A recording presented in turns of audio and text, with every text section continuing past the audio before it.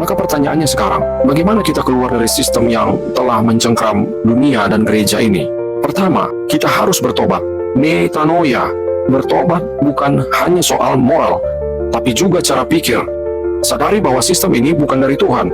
Kita tidak dipanggil untuk menjadi budak manusia, tetapi anak-anak Allah yang merdeka. Pertobatan sejati bukan hanya soal meninggalkan dosa pribadi, tetapi juga melepaskan diri dari pola pikir dunia yang mengikat kita pada sistem penindasan. Metanoia berarti perubahan cara pandang dari mentalitas hamba kepada mentalitas anak Allah. Banyak orang Kristen masih terikat pada pola relasi atasan dan bawahan dalam gereja, seolah pemimpin rohani adalah perantara eksklusif antara mereka dan Tuhan. Padahal Kristus sendiri telah membuka akses langsung kepada Bapa. Tirai bait suci telah terbelah. Kita tidak perlu lagi menjadi budak sistem rohani yang menakut-nakuti. Bertobat berarti memutuskan hubungan dengan pengidolaan manusia, termasuk tokoh-tokoh rohani yang lebih disembah daripada firman itu sendiri.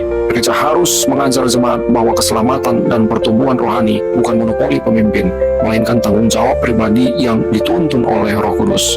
Pertobatan ini harus dimulai dari pemimpin gereja. Bila kepala tidak bertobat, tubuh pun akan tetap dikuasai roh feodal. Selanjutnya, yang kedua, untuk keluar dari sistem feodalisme ini, kita harus hidup dalam nilai kerajaan Allah. Seperti jemaat mula-mula, kita dipanggil untuk berbagi, melayani, dan menolak egoisme sistem dunia. Ini bukan sekedar idealisme, ini adalah mandat Injil. Kerajaan Allah bukan sistem piramida, tetapi komunitas kasih yang egaliter. Dalam Kisah Para Rasul, jemaat mula-mula hidup dalam kesetaraan, berbagi sesuai kebutuhan, dan tidak ada yang merasa lebih tinggi atau lebih rendah. Nilai-nilai ini harus dihidupkan kembali di tengah gereja modern yang cenderung materialistik dan kompetitif. Jangan hanya mengkhotbahkan kasih, tetapi wujudkan dalam struktur dan budaya pelayanan, apakah setiap orang merasa dilibatkan dan dihargai. Buang budaya VIP dalam gereja. Jangan ada kursi khusus hanya untuk yang penting. Semua umat Allah penting di mata Tuhan. Setiap pelayan harus meniru Yesus yang membasuh kaki murid-muridnya. Itulah simbol kekuasaan yang sejati.